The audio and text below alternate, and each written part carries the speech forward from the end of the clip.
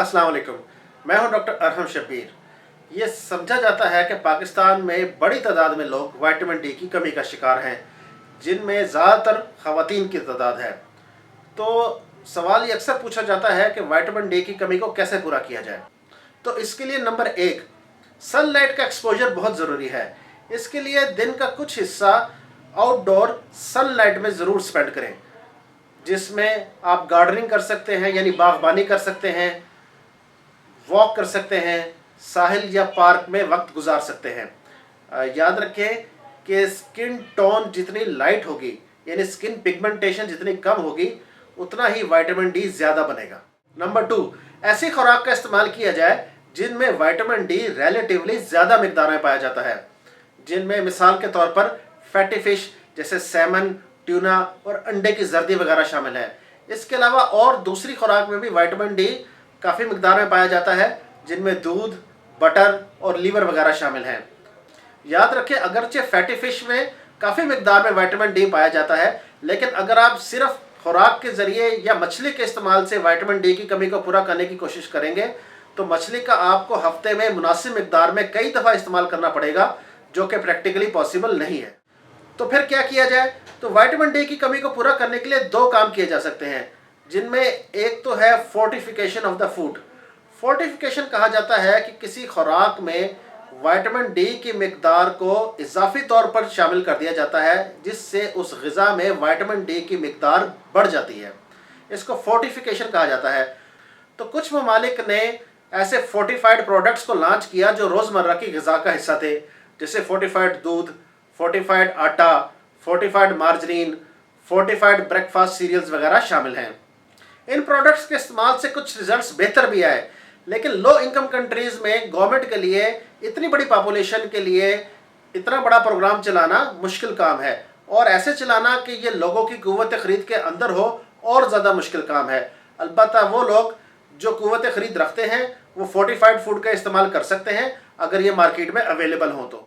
दूसरा तरीका ये है कि विटामिन डी सप्लीमेंट्स का इस्तेमाल किया जाए। मार्केट में विटामिन डी कैप्सूल्स और इंजेक्शंस वगैरह के फॉर्म में अवेलेबल है। ये याद रखें, इजाफी तौर पर बताता चलूँ कि कुछ लोग विटामिन डी के इंजेक्शन को तोड़कर पानी में हल करके पीने की कोशिश करते हैं।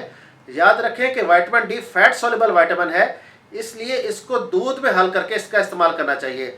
बहरहाल कैप्सूल का इस्तेमाल इंजेक्शन की निस्बत ज़्यादा आसान है।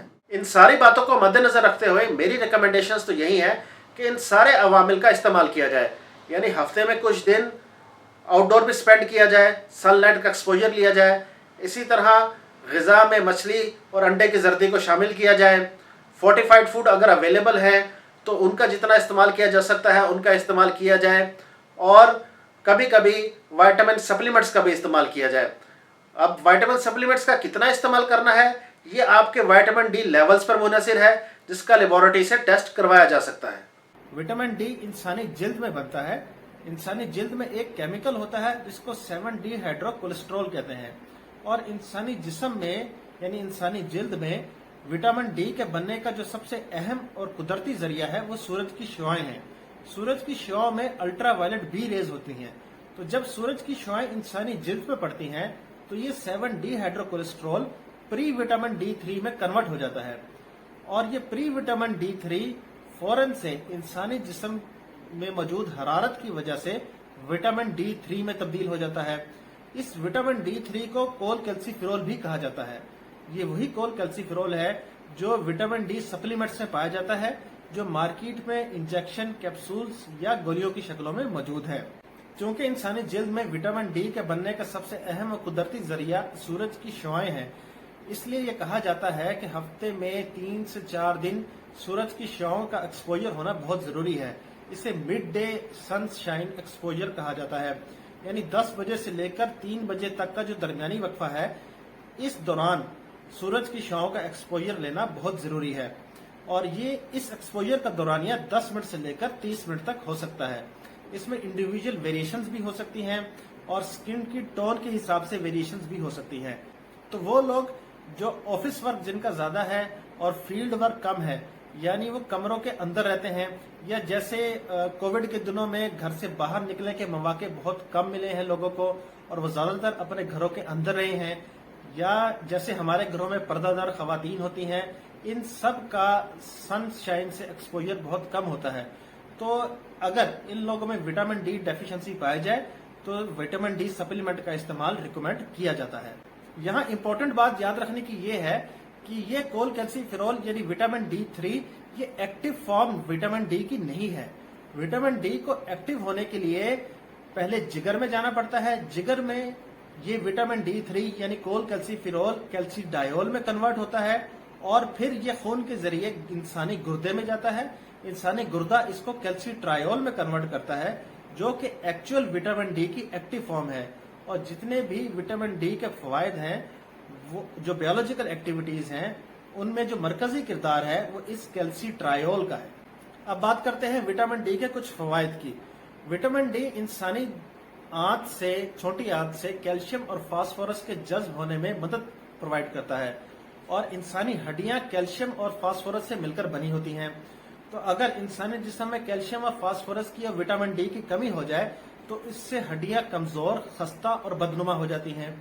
बच्चों में अगर विटामिन डी की कमी हो जाए तो इससे एक बीमारी हो सकती है जिसको रिकेट्स कहा जाता है और एडल्ट्स में ओस्टियोमलेशिया कहा जाता है। बहरहाल विटामिन डी का इस्तेमाल इन बीमारियों से महफूज रखने में मददगार हो सकता है। इसके अलावा विटामिन डी कुव्वत मुदाफियत को यानी इम्यून सिस्टम को हेल्दी और बैलेंस्ड रखता है, इम्यून सिस्टम में बेहतरी लाता है, ग्लूकोज कंट्रोल को इम्प्रूव करता है, इन्फ्लामेशन यानी सोजिश में कमी लाता है। और भी विटामिन डी के बहुत सारे फवायद हैं, लेकिन मुख्तसरन इस वीडियो के लिए इतने ही काफी हैं, जो कि मोटे मोटे विटामिन डी के जो फवायद हैं वो मैंने आपके सामने बयान कर दी। अब बात करते हैं हामिला खवातीन की। तो ऐसी हामिला खवातीन जिनमें विटामिन डी डेफिशिएंसी नहीं है, उन्हें चाहिए कि वो हेल्थी और बैलेंस्ड डाइट का इस्तेमाल करें। उनके लिए अब तक की जो WHO के रिकमेंडेशन है वो यही है कि विटामिन डी सप्लीमेंट्स का इस्तेमाल उनके लिए रिकमेंडेड नहीं है। अलबत्ता वो खवातीन जो विटामिन डी डेफिशिएंसी का शिकार हैं, वो यकीनन विटामिन डी सप्लीमेंट्स का इस्तेमाल कर सकती हैं और उनके लिए जो रिकमेंडेड डोज है वो 200 इंटरनेशनल यूनिट्स पर डे है। याद रहे कि ये गाइडलाइंस वक्त के साथ साथ तब्दील होती रहती हैं। जहां तक विटामिन डी के इंसानी जिस्म में लेवल्स की बात है, तो अमूमी तौर पर यही समझा जाता है कि अगर विटामिन डी के लेवल्स 30 नैनोग्राम पर ml से ज्यादा हैं तो ये एक ऑप्टिमल कंसंट्रेशन समझी जाती है इंसानी जिस्म में। गाइडलाइंस के मुताबिक ये जो रेंज है ये भी तब्दील होती रहती है, गाइडलाइंस भी तब्दील होती रहती हैं। बहरहाल मुख्तलिफ लेबोरेटरीज 20 नैनोग्राम पर ml से लेकर 100 नैनोग्राम पर ml तक की जो रेंज है, अगर इस रेंज में विटामिन डी इंसानी जिस्म में पाया जाए तो इसको ऑप्टिमल कंसंट्रेशन तस्वर करती हैं। कुछ रिकमेंडेशंस के मुताबिक 20 नैनोग्राम पर ml से लेकर 80 नैनोग्राम पर ml तक की रेंज जो है वो ऑप्टिमल है। अब बात करते हैं कि विटामिन डी का इस्तेमाल करना कैसे है। तो विटामिन डी एक फैट सोल्युबल विटामिन है, जिसका मतलब ये है कि ये पानी में हल नहीं होता। जैसा मैंने बताया कि विटामिन डी मार्केट में इंजेक्शन, कैप्सूल्स और गोलियों की शक्ल में मौजूद है, पाया जाता है। तो ऐसे इंजेक्शन मार्केट में अवेलेबल हैं जिनको लोग तोड़कर पानी में हल करके पीते हैं। बहरहाल पानी में चूंकि ये हल नहीं होता, इसलिए ज्यादा बेहतर ये है कि गिलास में थोड़ा सा दूध लेकर उसमें हल करके इसको इस्तेमाल किया जाए, पिया जाए।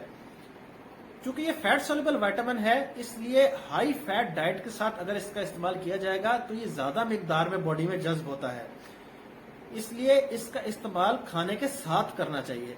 बहरहाल दोनों तरीकों से इस्तेमाल किया जा सकता है, खाने के साथ भी और खाने के बगैर भी। लेकिन अगर खाने के साथ विटामिन डी सप्लीमेंट का इस्तेमाल किया जाएगा तो ज्यादा मिकदार में बॉडी में जज्ब होता है और जल्दी लेवल्स इंप्रूव होते हैं। तो आज की मुख्तसर वीडियो के लिए बस इतना ही। मैंने आपके साथ विटामिन डी के बारे में कुछ बुनियादी बातें शेयर की। उम्मीद है आपको आज की वीडियो पसंद आई होगी। Thank you very much.